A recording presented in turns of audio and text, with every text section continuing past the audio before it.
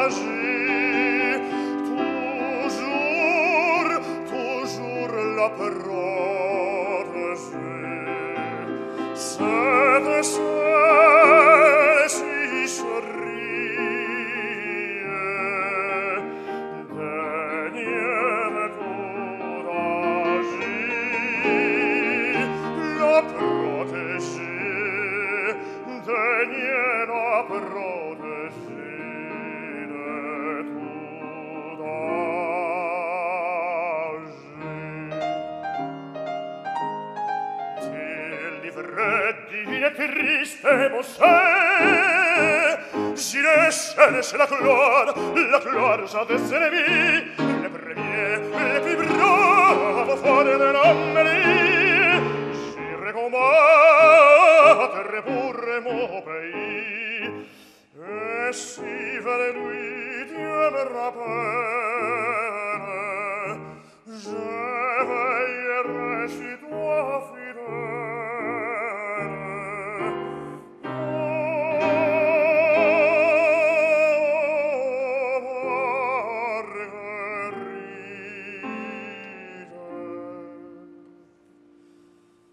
Oh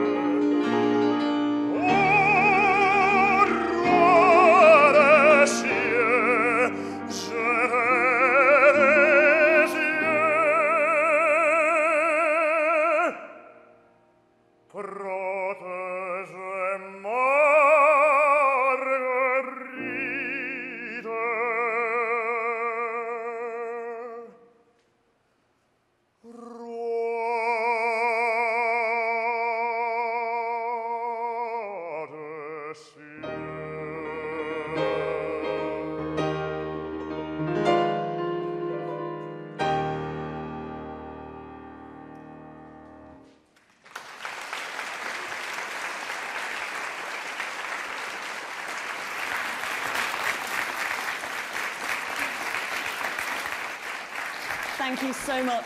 Thank you so much, Germán Alcántara and repetiteur James Hendry, for that beautiful sense of the kind of lyric power this opera has. Now, to hear what it's like to bring this piece to life on stage, please welcome soprano Diana Damrau, tenor Michael Fabiano, and bass baritone Erwin Schrott.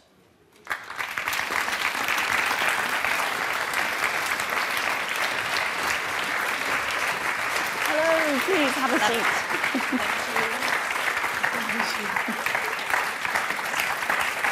Go on. Thank you so much for joining us. It's a real pleasure to have you here this evening. You're all very familiar faces in this house. I wonder whether you could start by telling us, who are you playing this time? I'll start. I'm Faust. And who is Faust? Well, Faust is a man that is very distinguished, experienced. He's a man that is of science, of knowledge. In this version that we have in this production, maybe a musician.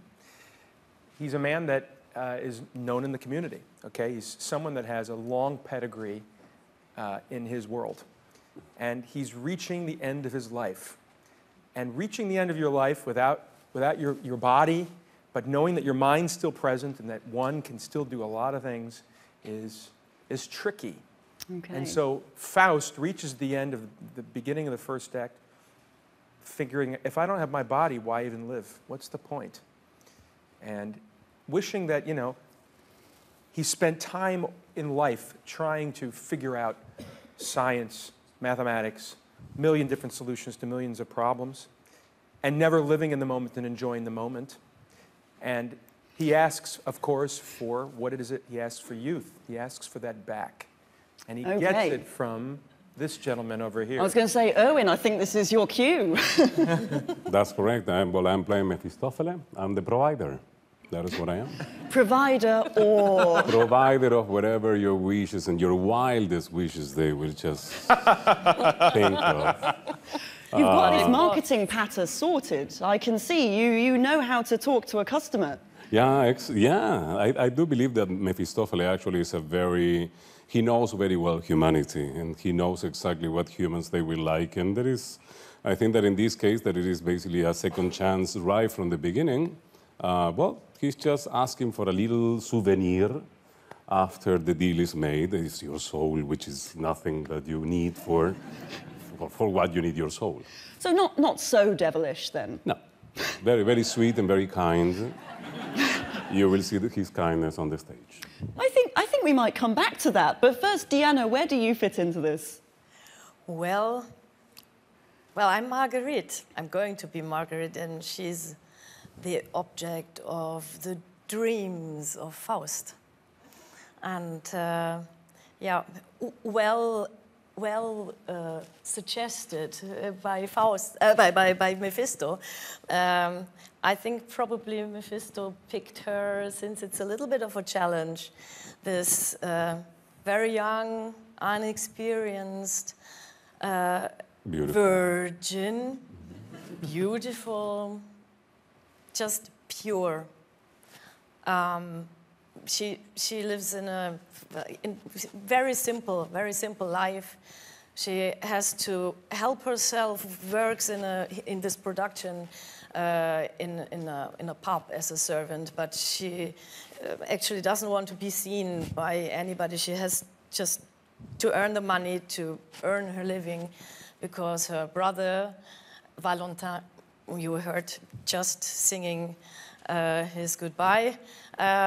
He goes to war, and the mother died, her little sister died, and she's all alone. And the only thing which keeps her actually really in life and not, how do you say? I'm sorry, I don't have any words anymore. On the anymore. straight and narrow. The only thing which helps is God and her faith and hope. And that's actually her biggest strength at the end. We will see. So I guess this is Faust's choice, isn't it, between the oh-so-good Marguerite and everything that Méphistophélès has just been promising? I don't know if he has a choice. I don't know. I'm not so sure.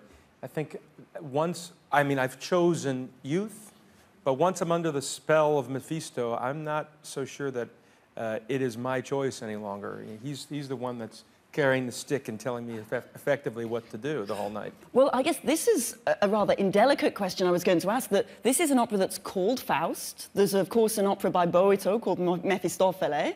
There's also the fact that Faust used to circulate in German-speaking countries as Marguerite. Yes. So who's in charge here?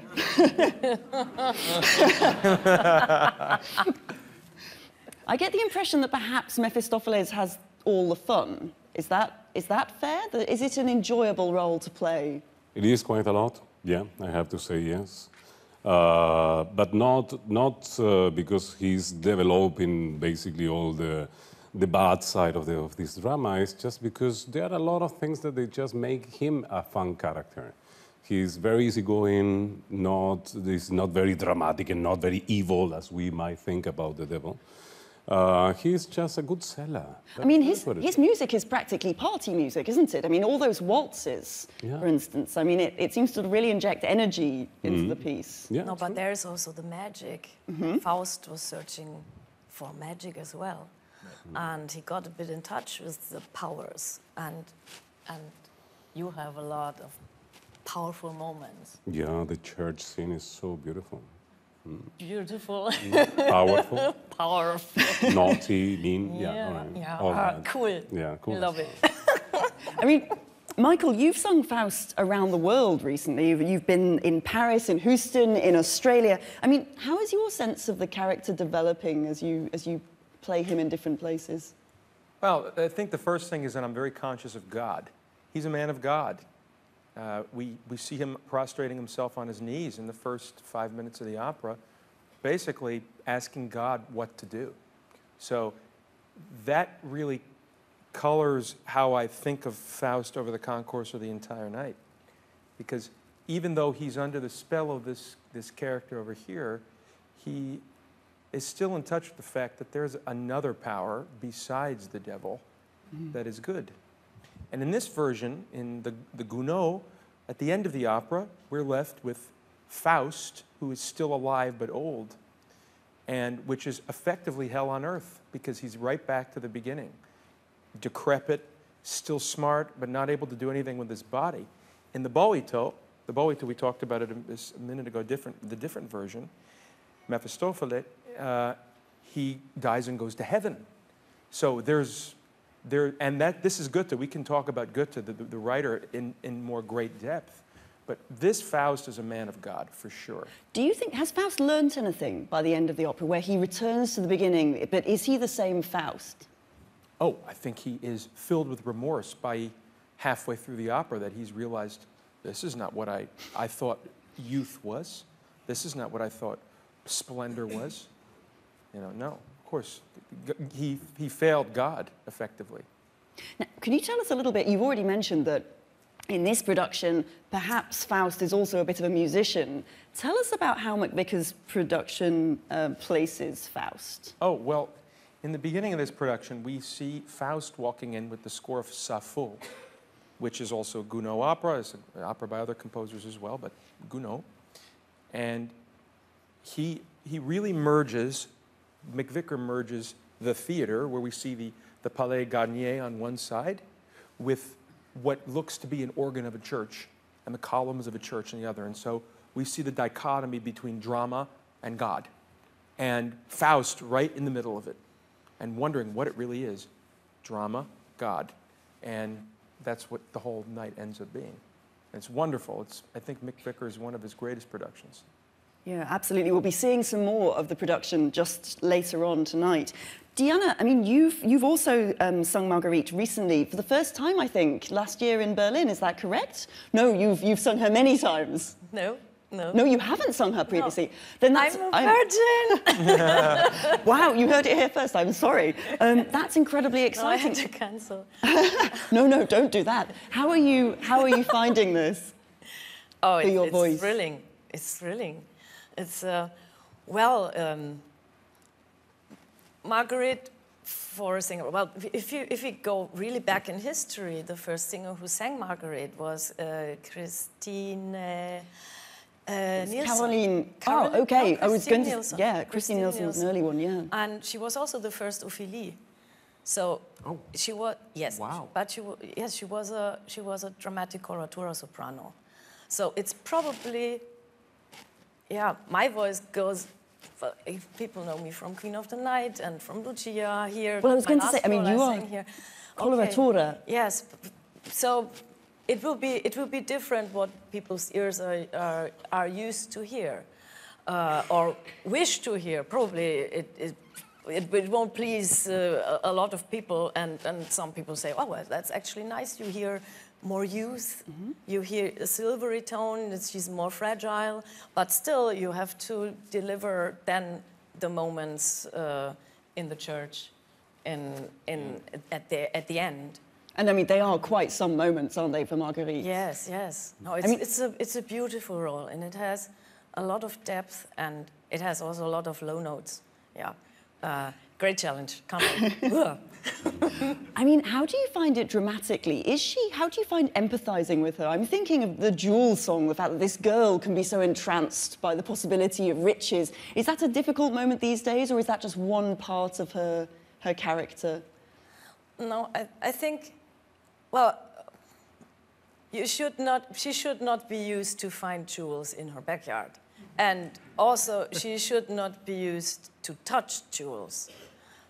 I think it's a little girl's dream who first is shocked and doesn't dare to think, well, maybe yes, nobody's around. I can try one, and there's a mirror, okay.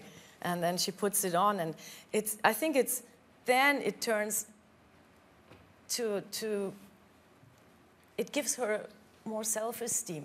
She looks at herself and she says, wow, I look like a lady, like the ladies I see, like demoiselle. I could actually look like, it. I look like la fille d'un roi, a princess. And she's talking about the Roi de Thulé also. I think it always stays pure, and she won't be a Traviata in no way. No way. So she's actually too much for Méphistophélès in that sense. She's yes, too pure. But also, yes, there is this magic, and she is mesmerized by seeing all this, and she dares to play with it. But I try to give him the necklace back, and he says, no, keep it on, and yeah, I think what it is worth. I mean, to be rich and all this, I think that doesn't tempt her too much. She is love, and she's faith, and she's pure, and she knows where she is, but she gets a little bit just the right impact of feeling ready to talk to this man, to this beautiful blue blood man, no? And so yeah. But then she stays herself. So, I mean, Erwin, you are the great enabler in all this as Méphistophélès. I wonder, I mean, you were last here at the Opera House, I think, as Procida in Les Veuves Siciliennes a couple of years ago, which is, of course, it's a big grand opera role, which Faust is related to grand opera in various ways. I mean, how musically, is this a similar kind of gig for you, or is this a very different use of the voice? No, I don't find it similar at all, actually. What are the challenges of this role, then? Or what's fun about it, for that matter? The challenges is, well, not to go into usual stereotype, kind of a monster that everybody get to be described about the Mephistophele or the devil. And probably not to become a unidimensional kind of a character, to develop something from the beginning until the end. And that is why it is very well pictured from the beginning. As soon as the curtain opens, you see a solitaire figure on the stage, and that is Mephistophele. Initially kind of acknowledging the presence of the audience, which is not really the case. It's more acknowledging the presence of God. And in starting the first few bars of the music with a challenge with God. I think that is how the character is getting developed during the whole entire story. Is everything about I'm better than you and I'm going to prove it. Besides that, musically wise, of course, it's a very challenging part, and it has so many beautiful moments well, the only thing that I enjoy the most very much is developing the character, because the music is beautiful as itself by itself. So the challenge of getting to paint, to draw a beautiful Méphistophélès, that is the fun part. Okay, fabulous. Then if I can just close by asking you, what are your favourite moments in this opera? I mean, there are so many highlights. I don't know whether you feel the devil gets all the best tunes or not, but I mean, Michael, do you have a favourite moment here? I actually think the first 5 minutes of the opera are spectacular. I do, I actually do. I think that when we see old Faust come into focus about 2 minutes into the opera, and we really see a man that is at the end. I think it can be very touching to see what life could be like if one doesn't really live life as they should, and how they wish they should have. And we see that with him. We see this man that should have done other things, should have enjoyed the moments that he had and he didn't. And I think the first few minutes really show that. Great, thank you. Well, that's something to listen for. Diana, how about you? Is there a moment in this opera that really sort of stays with you? Oh, there's so many beautiful moments and so many different moments. It really, yeah, it goes from heaven to hell, the whole opera. So I don't know what to pick, but what impressed me a lot when I saw Faust for the first time is the scene in the church. Yeah. The music is extremely powerful, and how Mephisto in our production, I mean, how he dares doing things. It's blasphemy. It's incredible. And then these spirits, and then you have the powerful sound of the organ, and the chorus, and you have this big duty as somebody who believes, and the poor Marguerite, punished by society, punished by... She's like a lamp. Everybody is beating this poor lamp till it crushes and falls apart, and she goes crazy. And this is a very important part, a moment in that opera. Erwin. My favorite moment is the moment that I'm dressed as a drag queen.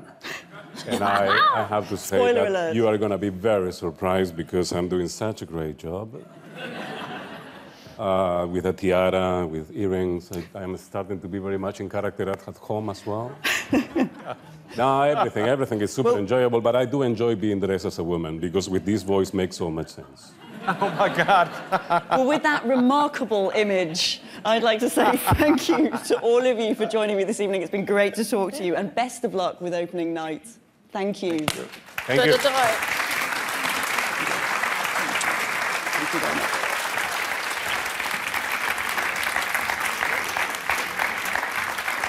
Well, next tonight, to tell us more about the genesis of the opera, please welcome Professor Sarah Hibbard from the University of Bristol. Hi, Sarah, great to see you.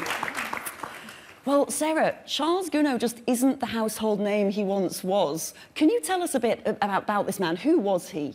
Yeah, well, Gounod was born in 1818. He had a fairly typical musical education, studied at the Conservatoire, won the Prix de Rome.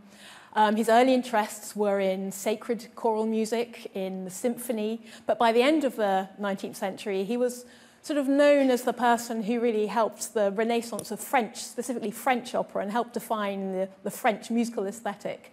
So when he was in Rome, Which was the prize, the Prix de Rome, which was the main conservatoire's big prize, wasn't it? That's right, and he was there in 1840. He didn't rate the sort of current generation of Italian composers, opera composers, very much. He wasn't particularly impressed by Donizetti and Bellini, Mercadante. But he did enjoy listening to Palestrina being performed at the Sistine Chapel. He then spent some time as sort of part of the prize in Vienna, where he met Mendelssohn. He heard the Scottish Symphony, was more impressed by the new German composers, and then headed back to Paris, where he was really interested in reviving French sacred music. Even started training as a priest. Goodness, so he really did get around, didn't he? He sort of moved between genres, moved between sort of musical nationalities. So what drew him to Faust? I mean, Faust was a popular story in 19th century France, wasn't it? It was. There was a whole array of French translations of Goethe's Faust in the 1820s. The French had mixed feelings about Faust, so they recognised Goethe as a genius. They weren't so convinced by the philosophical, metaphysical aspects, so they enjoyed the love story, they enjoyed the sort of visual trappings of the story. So Gérard de Nerval translated it in 1827, and this became the version that the French knew and loved, that Goethe recognised as a sort of literary work in its own right. And there were a whole range of stage adaptations, very popular in France. Right, okay. So which one was, how did Gounod's opera come about? I mean, was it based on a particular one of these? So his librettists, Jules Barbier and Michel Carré, they adapted a play by Carré called Faust and Marguerite, so really about the love story between Faust and Marguerite. They used Nerval's translation, so they brought some of the Goethe back into it. So it's based on an already familiar stage adaptation. Okay, so did that ever cause problems? I mean, was there ever a risk of sort of saturation in Paris? Too many Fausts, too few stages, that sort of thing? Well, when the opera itself was in development in the 1850s, a stage version was being presented at the Porte Saint-Martin, one of the more popular theatres, a much more light-hearted work. Faust's servant creates his own sort of female demon slave who he wants to fall in love with him, and she doesn't. She's a very sort of feisty demon slave. There's all sorts of kind of elaborations on the Faust story, very light-hearted. And so they stopped work on the opera, thinking that, there Just could be too much competition. Faust. But in fact, that version wasn't terribly successful, and the opera went back into production. And here we are today. Extraordinary. Well, thank you, Sarah. We'll be talking more later, but thank you so much for now. Thank you.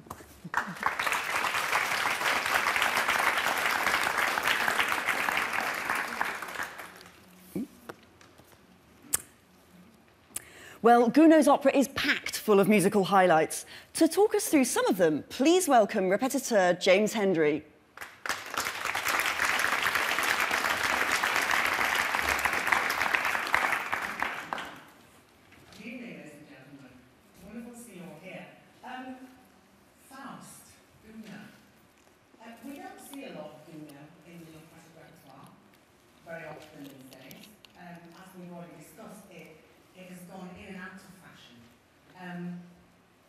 And we know Romeo and Juliet, and we know Faust, mainly.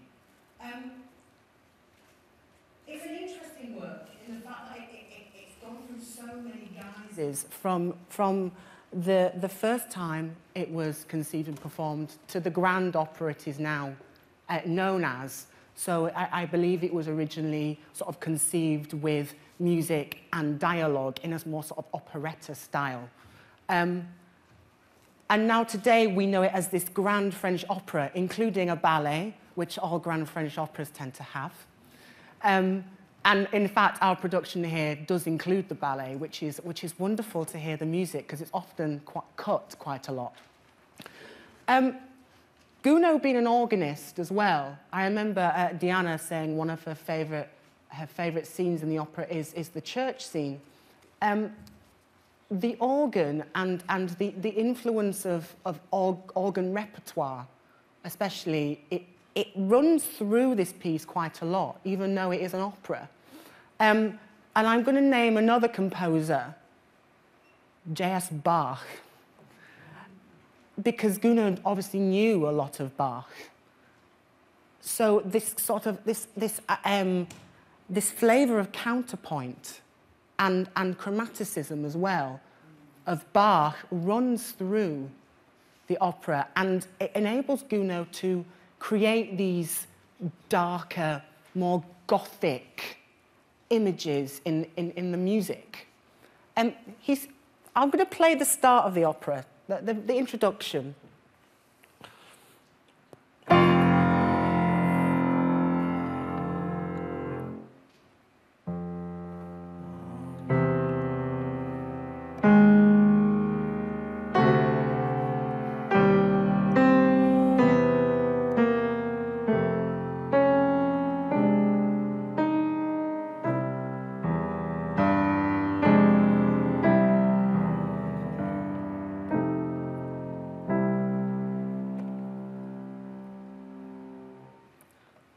Interesting way to start an opera, huh? In the fact that, what is it? What's going on? Because you get this note. It's just a note. And then you get this descending bass line, which he then adds a note to. And then he adds another note which is nothing to do with the others. And then we think we're somewhere, but that's still unresolved. And then more chromaticism. Oh, and there we go. We're getting somewhere. Lovely C major, which is a key that runs through the opera a lot, actually. And then he just sort of catapults us. And does the same thing again.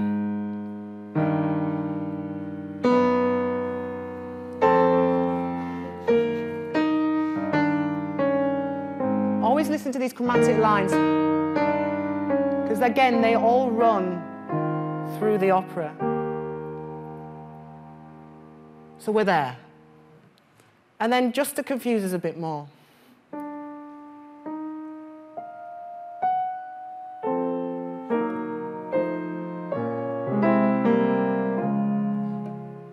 sort of hints of a bit of counterpoint going on.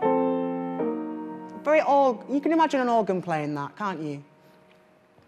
And then the true influence of this counterpoint really starts to show towards the end of this first section of the prelude, where he just takes 4 notes, repeats them, down, and then he adds another line. So you've got 2 lines working together.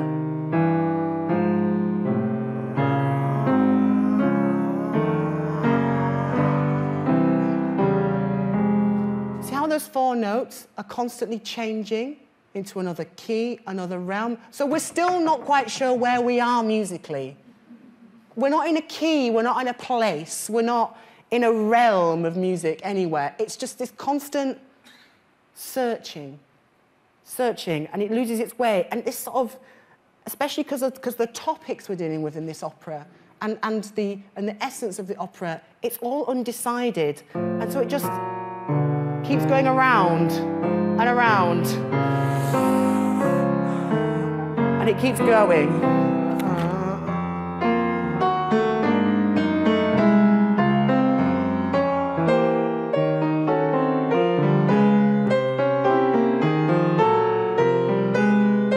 You get the idea, it's just constantly moving.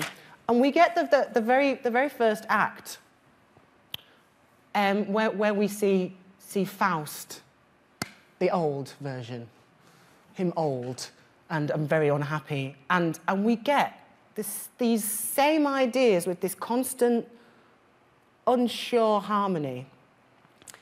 He sets this in A, with an A at the bottom.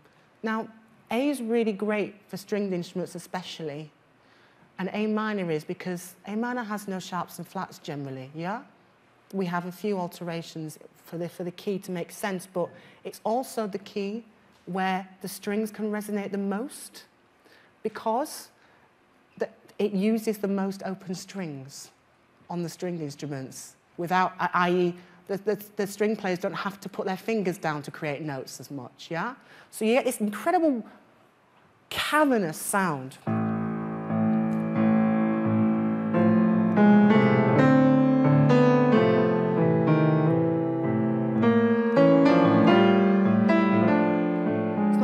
happy night, is it?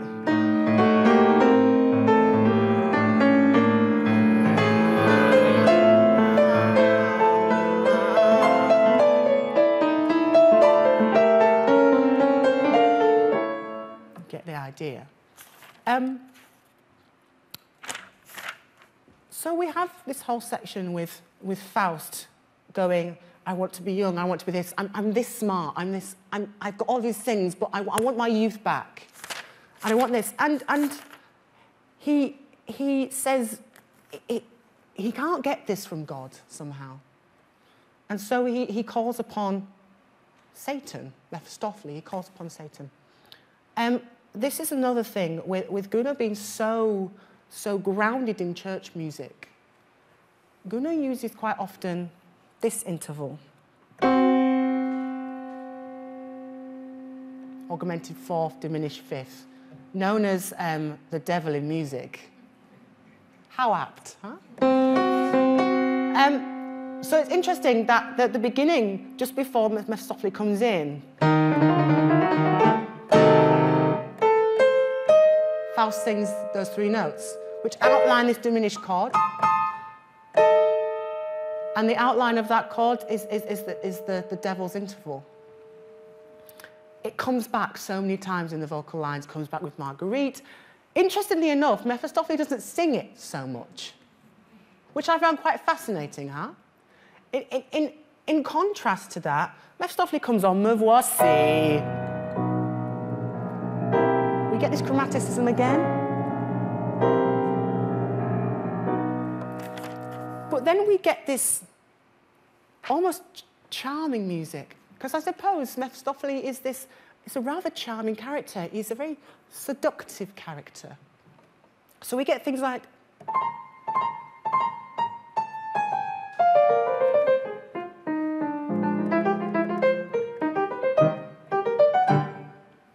really out of character for what you think the character himself is.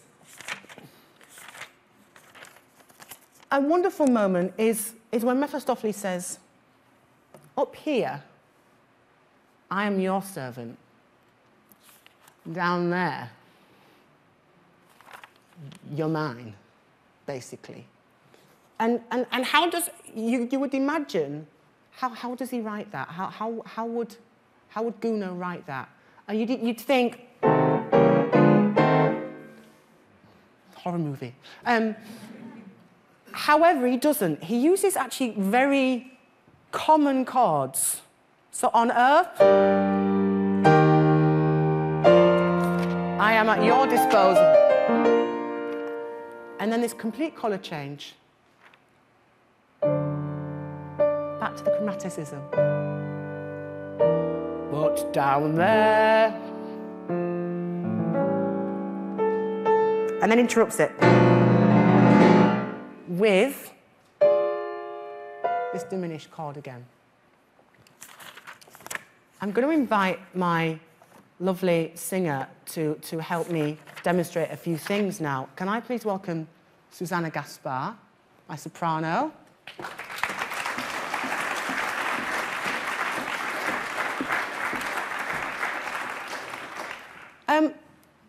I'm going to spend probably the next 10 minutes making Susanna sing some of the hardest music in the role. And I'm not going to do the aria. The colour in the orchestration and in the music is what makes this opera so special. We just had the love duet, the big love duet, where they've met and they've declared their love. And we get this wonderful scene where she comes out onto this balcony and she's saying, he loves me, my heart's trembling, the birds are singing, all the things, because you're all in love, aren't you? All the things you feel every day. The foliage is trembling in the wind, and I'm just going to play a little bit of what the orchestra are doing with the strings and the high woodwinds before Susanna sings. I'll just play you a little bit of this, yeah? So we get...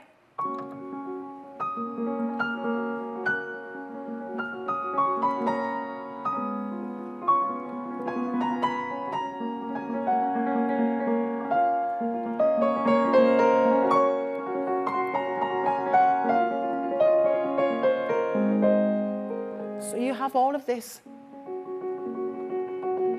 trembling, you know, when we've been in love, we feel that in our tummies, don't we? And we also get this wonderful, she says the birds are singing at the top of the orchestra. It's the most beautiful sound. And then the soprano sits on top of this glorious cushion of colour. So I'll play you in, Susanna, okay? Look, this is a couple of bars. So you just had fenêtre.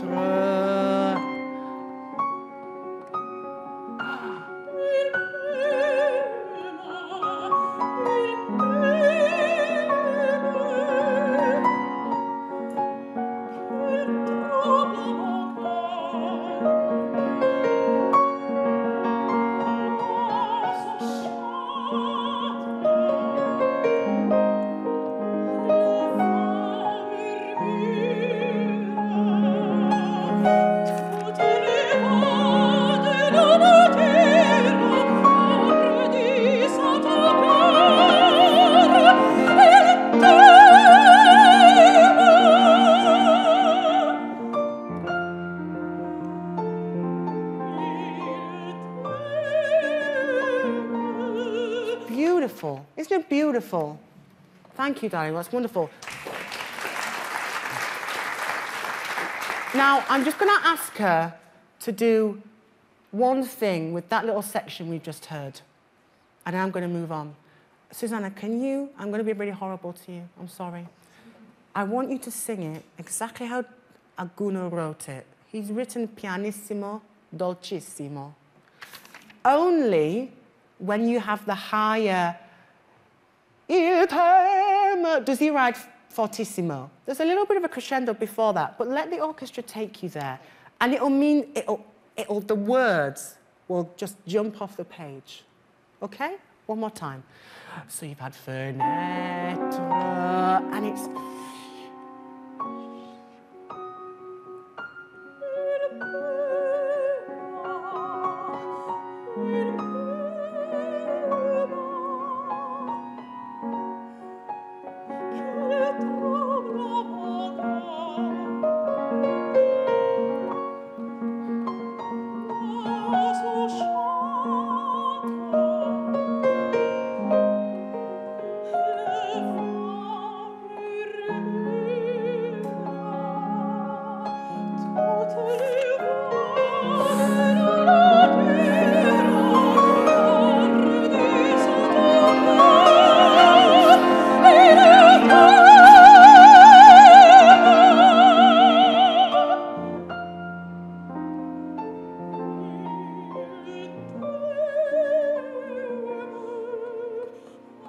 That's beautiful.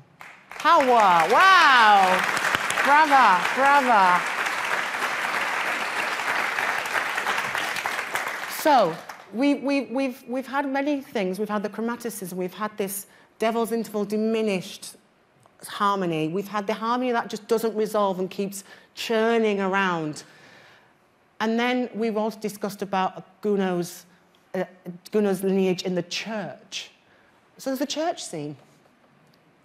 And he utilises his instrument in this, the organ. As Diana said, this wonderful sound of organ and choir together. I'll just play you the first little bit. So the introduction of the church. Again, this...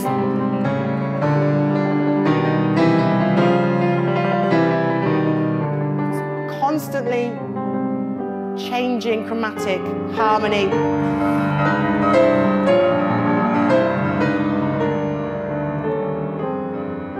And then the organ comes in.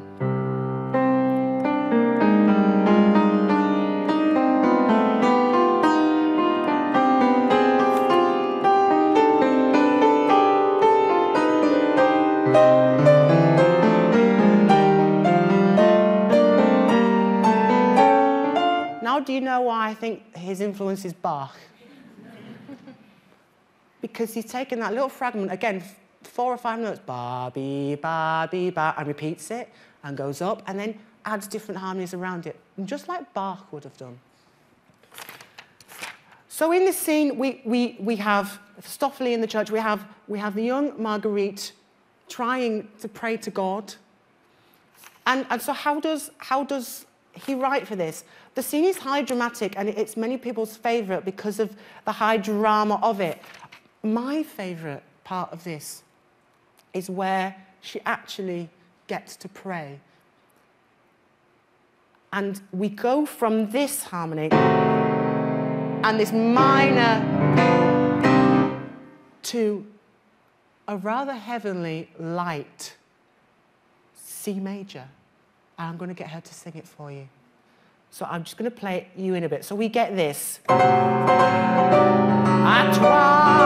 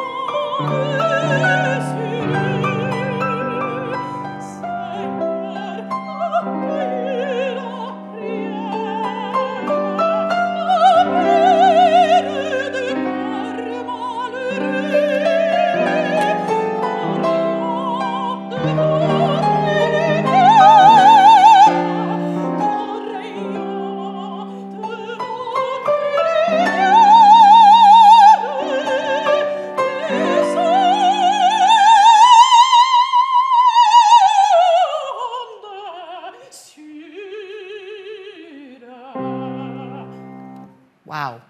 Wow, great, well done.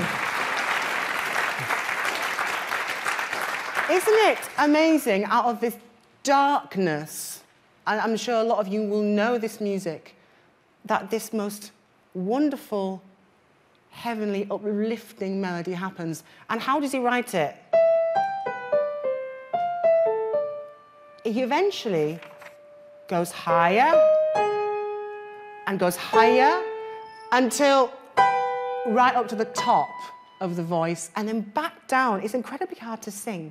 That's an octave, that's 2 octaves of range for a soprano to sing. So you need a highly wonderful soprano to be able to sing it. I'm going to leave you with that one more time. And I think, Susanna, what we can really do is show the projection of the melody from this. You start it quite piano, I'd say, until the very end where you open up to the heavens, to God, for please help, you know? Okay, ladies and gentlemen, I'm going to leave you with this, but just come and see this wonderful opera, will you? Okay.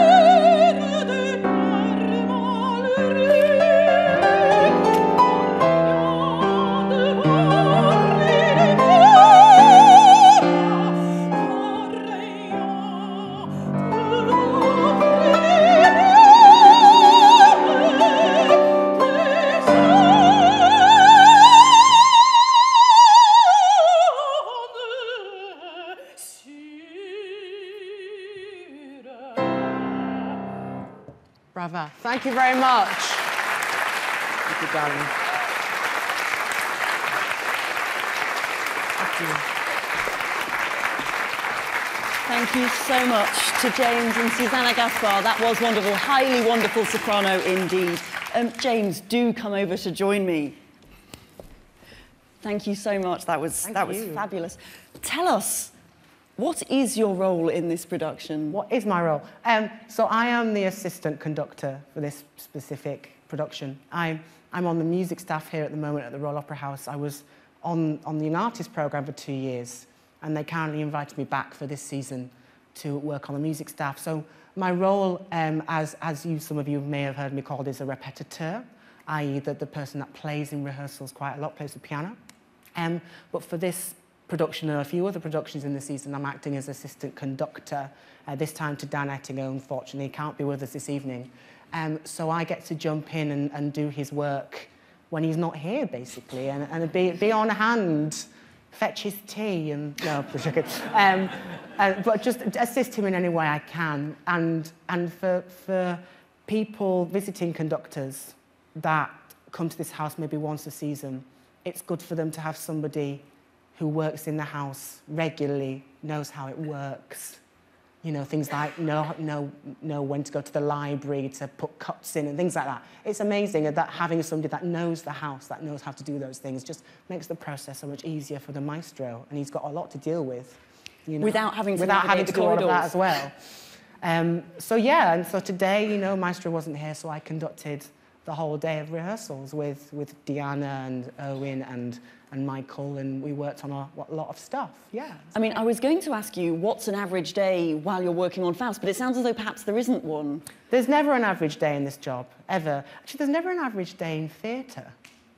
In all theatre, be it plays or opera, because the nature of the art form is it's always changing all the time, huh? And especially here, you know, somebody goes ill, or I have to sit there and take notes for the maestro, or I might have to quickly coach somebody or take them off to another room and with a language coach and work on their languages, and it changes from day to day. And we're in the studio at the moment, so you can generally, from day to day, sort of guess what's going to happen. We're going to be working on scenes, we're going to be doing this, but as soon as we get on stage, you know, it's who knows. Well, I mean, I was going to say, what are the challenges of Faust? It's a big opera, isn't it? It's a huge opera. It's a big opera. I'd say the challenges in Faust are, unlike some composers, Gounod is in some ways very detailed, but also because of the history behind French grand opera, some of it is sort of left for you to decide as well. So it's this constant sort of weighing up of taste as well, because it's been very easy to get all slushy with the music and pretend it's Puccini when it's not. You know, I love Puccini, it's one of my faves, but this music ain't that. So you've got to have this constant balance of, of course, singers want to take time here, but we can't take too much time because that's not what was expected of the music, and that's not what the composer expected of the music, even if he didn't write it in the score. You know, so there's lots of things, there's lots of questions. And also, as an opera conductor, you've got to think about the production. And, you know, I was today conducting some of the ballets with the dancers, and it's too fast and it's too slow within a beat. You know, but you've got to deal with that, and you've got to go, OK, how can we make this work? Because at the end of the day, they're dancing or they're singing, and they're waving my arms about, keeping it all together. It's much more than that, of course. But, yeah, it's an extremely hard opera to pull off, I'd say, just simply because you've got to read between the lines. You've got to read between the lines in the music and read between the lines in the text as well. I mean, it was a phenomenally popular opera during the 19th century, especially. Yeah. I mean, it's still performed a lot today. What is it about this opera, do you think, that will have got its audiences in the door? I think, the story is so good, and these highly dramatic scenes, wonderful scenes, like the church scene, for example. You know, I can't imagine audiences, when it was first performed, seeing that for the first time. And also, it's full of cracking tunes. Isn't it? I was explaining to a colleague yesterday, it's the opera that just keeps giving, melody-wise. And he has this amazing ability to go melody, next melody, melody on top of that melody. It's really wonderful. You know, you go out singing some of this music, which you all should after you've seen it. You sing the tunes, and we all know some of them already. So I think that's what, and it becomes an earworm, doesn't it? It sticks in your head, and people want to hear that. People want to keep coming back to see it. Thank you so much, James. You've given a real sense of the beauties of this opera. So Pleasure. thank you for sharing it with us. Thanks. Thank you.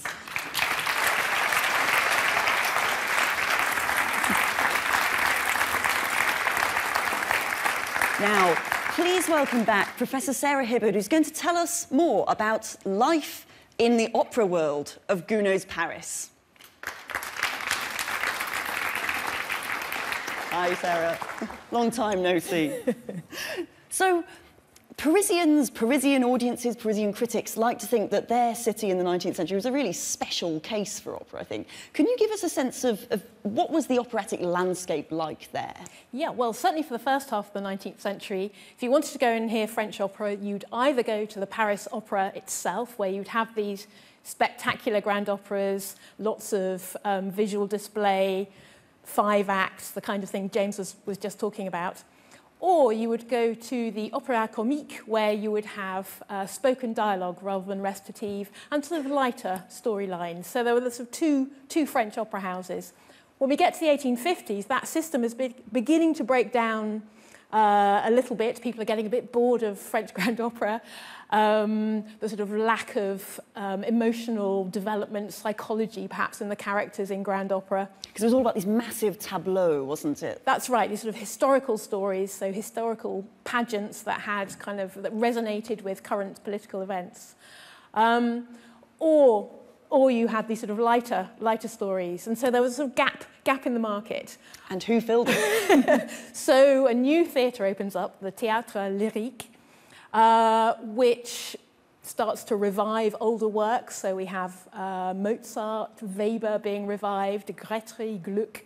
You have foreign operas being translated into French. And then you have operas by new young French composers. So this is where Faust fitted in. OK, and it was first performed at the Théâtre Lyrique in 1859. Is that That's right, that's right. And it had spoken dialogue. So, yes, so rather different from the version that we're going to hear. So how did that come about? So the opera was sort of commissioned by Léon Cavallo, who took over the Théâtre Lyrique in 1855 and liked the sound of the libretto that Carré and Barbier were putting together and pounced on it. He had a nose for a sort of commercial opportunity. And commissioned it with Gounod. So it premiered in 1859. OK, fantastic. So how did it end up with a ballet in it, with recitatives, as we're going to hear in this production? What happened? Well, first of all, it left Paris. So it was performed in Bordeaux, in Strasbourg, in Rouen, where they all wanted recitative rather than spoken dialogue. So Gounod fashioned the recitative. And then in 1869, the Théâtre Lyrique went bankrupt, and the opera itself snapped up Faust. The house so prestigious, it was just known as the opera. That's right, that's right. And so with the recitative and ballet added, so Gounod added some ballet and a few other numbers, so sort of pumped it up. Just made it even bigger. Exactly, exactly. OK, fantastic. Can you tell us a bit about the singers who performed in the piece? Yeah, so initially it wasn't a huge success, and it seems to have been partly because of problems, certainly with the tenor who played the role of Faust. So originally it was to be performed by someone called Hector Gruyer, known as Ghiardi, so he'd Italianized his name. But it quickly became apparent during the dress rehearsals that he wasn't up to the job at all. Didn't he actually lose his voice or something like that? Yes, well that's, yeah, all sorts of stories circulating. Who knows exactly what happened?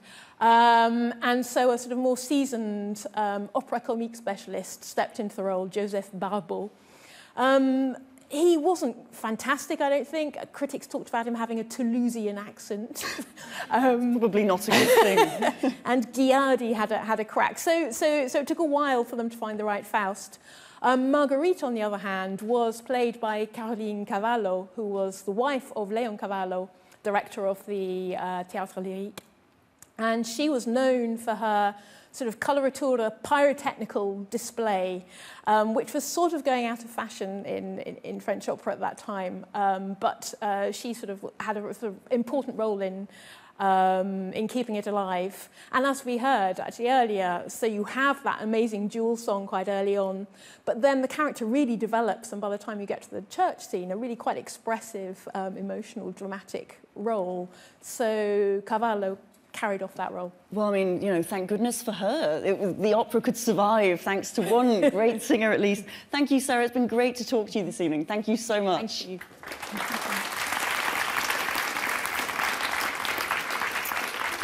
Well, you can watch Faust in cinemas across the world on the 30th of April. Next up tonight, we'll take a closer look at the production with its revival director.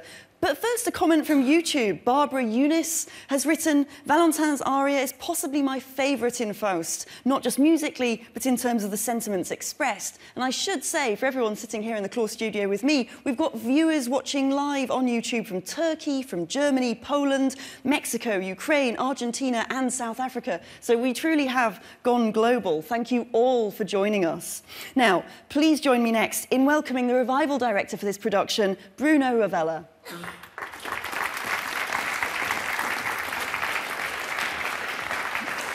Hi, Bruno. Great to see you. Thank you so much. Well, David McVicar's production was first staged here in 2004, and it's been back several times since, hasn't it? I mean, where does it take us to? Where are we in the production? As you've heard now, it's good because you've got a very good background, kind of a historical background and musical background. It was composed in two stages, 59 and 69, which in the French history was very much the Second Empire, which was between 52 and 70, where Napoleon III, and it's a period of change in Paris, for example, where they destroyed a lot of the old Paris, kind of the medieval Paris, in order to build the grand boulevards that we have now with Haussmann. They started building the Paris Opéra, the Garnier. So it was a big change, kind of politically, also in terms of foreign affairs. Kind of Napoleon III wanted to emulate a little bit his cousin, the first Napoleon I, and wanted to go to war with some of his neighbors. Not quite as successful. Well, I suppose Napoleon, in the end, wasn't quite as successful. But so it's very much historically within that period of the Second Empire. And this is what David McVicar decided to do with this production. So said it at the time it was composed. And there are a lot of historical references to that in the piece. So, for example, at the beginning of the second act, we start with a big chorus, kermesse, and it's the way it's played here. It's a big party to celebrate the declaration of war with the Prussians, and the French thought it was going to be super easy. Kind of, I was almost used the wrong word. Yeah, no, okay. I thought it was going to be very easy to sort out the Germans. In reality, the Prussians inflicted a very huge defeat on the French. The Prussians end up very close to very much to Paris. The Parisians could hear the bombs, the cannons being fired just outside Paris. Very traumatic. Napoleon III was imprisoned after the battle in Sedan and had to leave. So it was a complete failure. And this is shown in the fourth act. So in the second act, we have this, as I said, this declaration of war. It's going to be all well. And then in fourth act, we have the return of the soldiers from Sedan, etc. Soldiers wounded. A lot of soldiers didn't make it back, clearly, a lot of dead. And so it's historically placed with neck on that. But a lot of that also, little details, like, for example, the press was very important at this time in getting the people behind the war, as the press sometimes like to do. And we have stage left on stage, kind of the people representing the upper middle class, reading newspapers. So there's little details like that are present in them. And there is a real sense, I think, in this production of a sort of layering of history and the plot of the opera. Is that right? And also, perhaps, are there other spaces that we also see? For example, at the end of Act 2, officially, kind of in the libretto, it says we're in the street. and the people kind of waltzing and enjoying themselves.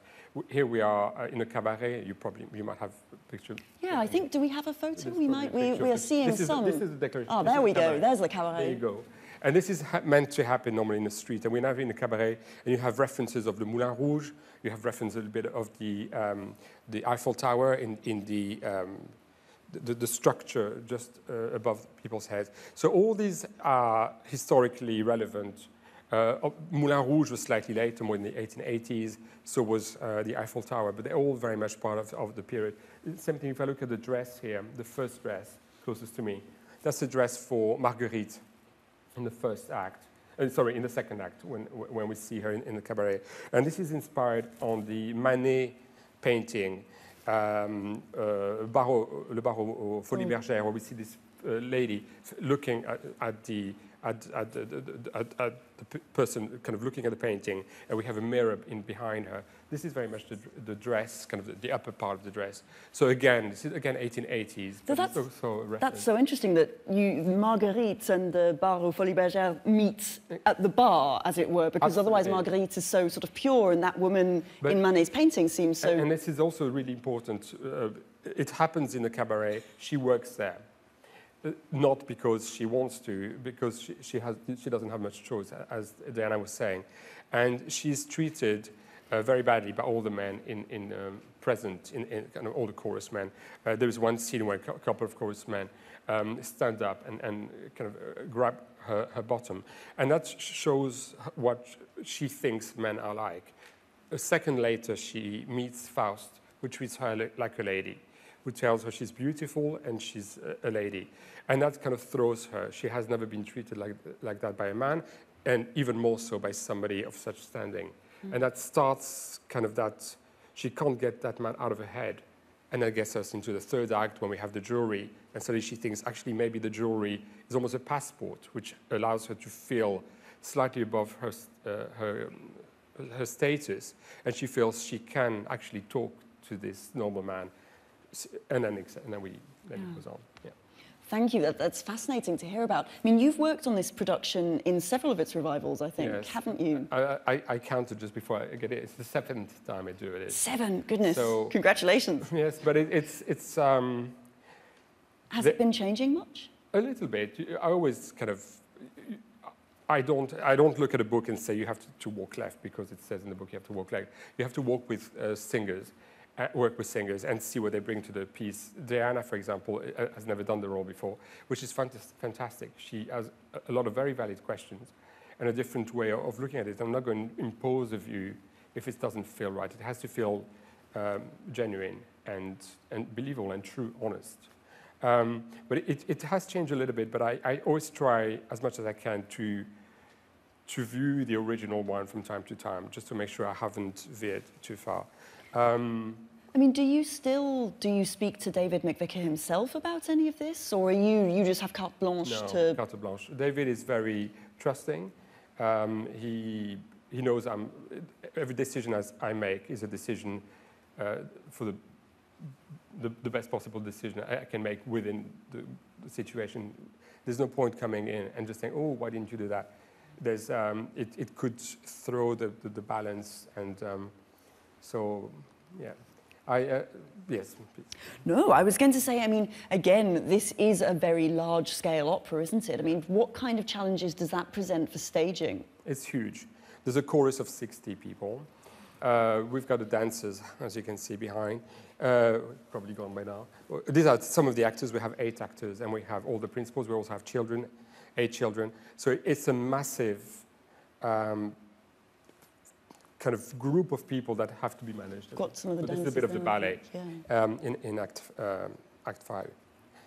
It's a massive group of people that has to be molded in something that tells a story and that is clear for you to understand what is happening, what is going on. So we had a chorus rehearsal this morning, and they're always the ones that take out all your energy. they're very exhausting, but it's. What I have to say again about this production, and it's the reason it's doing so well, it's incredibly well thought out.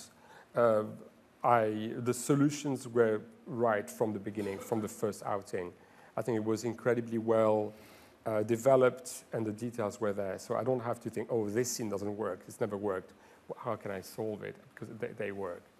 That's really interesting. I mean, for all those of us in the room who've never directed an opera, I mean, what is it that works like that? You know, when you just know the right solution has been found, what is it that's going on there? That's a tricky one. It's very, what I think works might not work for somebody else. It's a tricky one. I direct my own work, so I look at this as David's production, and I respect what he's done. So I would not necessarily take the same solutions, but I work with that. And within the logic and the coherence of the piece, I work with that. But I don't know. There is, for example, a very tricky scene in the trio in Act 4 between Mephisto, Valentin, and Faust, just before the duel when Faust mortally wounds Valentin. And it's a very difficult scene to stage because of the musical structure.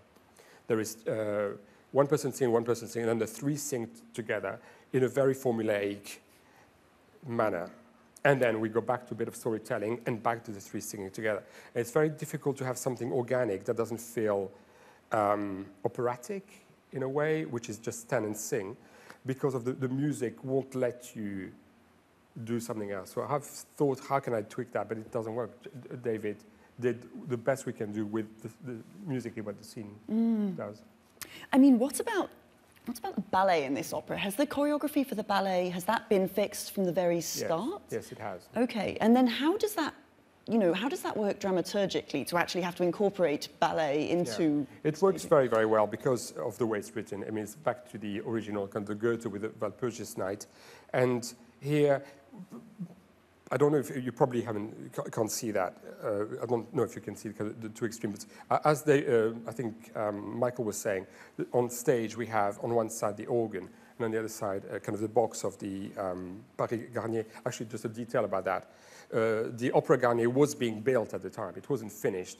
This is why when you look at the box of the Opera Garnier, it's not finished. It's not fully painted. There's still a bit of white and a bit of kind of wood sticking, kind of just holding all that together. Can we see it in this, I wonder?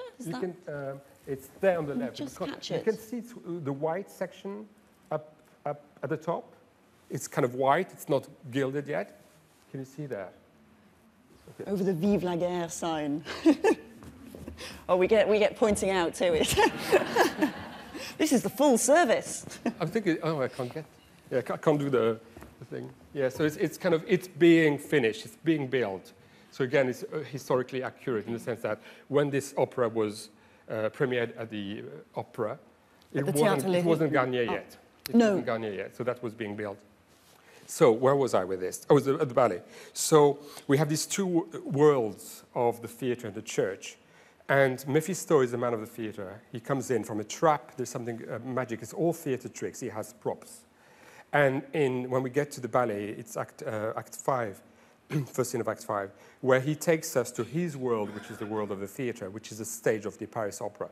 And we are in his world, and he says, for you, I'm going to do a show. So the ballet kind of, it feels very natural. It doesn't feel like, oh, suddenly, okay, we have to do the tick, we have to do the ballet that we have to do to have a grand opera.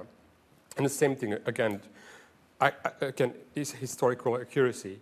We have in the boxes some men watching the ballet and responding to that, which was also the men, kind of the jockey club, kind of watching this at the time of the opera in Paris, and then kind of being introduced to the dancers. So there are lots and lots of details which are all part of the... Wow, so there's an awful lot we should be looking out for. I mean, we've just moved off the image, but one thing that struck me about this production is how packed the stage often is. Well, that's when you have all 60 chorus and everybody. But not all the scenes are like that. There are some big chorus scenes, and there are some incredibly intimate scenes. The staging changes all the time. A lot of costume changes. Mephisto changes costume all the time. He's a man of the theater, so he will always wear whatever is relevant to the scene. And it's treated almost like a musical to some extent. There isn't a ballet normally in the streets in the cabaret scene, and we have a full French cancan. So it's very, very theatrical, as I said, like a musical. It never stops, surprising. Big I mean, one thing I have to ask you about, since Erwin mentioned it, please tell us about this coup de théâtre where Méphistophélès appears in drag. It makes sense. He talks about goddesses, the déesses, and he talks about, and so what he does is he basically is one amongst them. So we have Cleopatra, Joan of Arc, Helen of Troy, and Lais. And then he surprises us by kind of, after indicating them, he might as well be one of them. But it's, yeah, he loves it, absolutely. We practiced the fan earlier, and I did a little thing with, he loves it. So just to finish then, what do you love? What's your kind of take-home moment from this opera? That's interesting, because, I mean, everybody mentioned the church scene. It's so intense. When I rehearse that scene, I do it a couple of times, and then I cannot do it anymore because it demands so much, especially from Marguerite, that you get a truth, you get an honesty about the scene and what she's feeling. If you keep repeating it, you will lose that. So it's incredibly strong and powerful and very, very moving. So I love that bit. But there are also a couple more things. I mean, the duet in Act 3 is beautiful. The two of them is absolutely stunning. There's one line which is also incredibly beautiful, which is when Valentin dies. There is kind of silence, and then we have an a cappella moment with a chorus, which is also absolutely stunning. So there, I mean, there are lots of them. And this is the thing about, I mean, I've done it many, many times. I don't get bored. It's, I'm lucky it's not an opera I hate or a production I despise. I probably wouldn't be doing them again. But this one has got so much going for it. I think it's always a pleasure working with it. And I have a great cast. You're in for a treat. It's a really, really great cast in terms of acting and singing. So it's a real treat. Bruno, thank you so much. It's been a pleasure to talk to you. Best wishes for this next run of the production. Thank you. Thank you.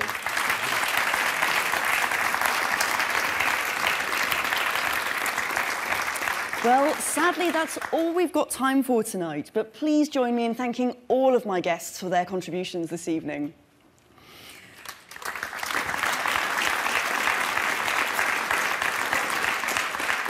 You can catch Faust in a cinema near you on the 30th of April or live on stage here at the Royal Opera House from the 11th of April. So to our audience here in the Claw Studio at the Royal Opera House, as well as to everybody who's joined us from across the world on YouTube, thank you so much and good night.